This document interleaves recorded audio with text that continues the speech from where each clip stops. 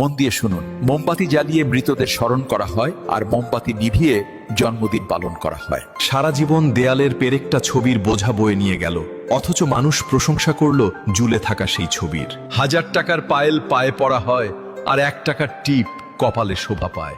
তাই দাম নয়, স্থানটাই আসল।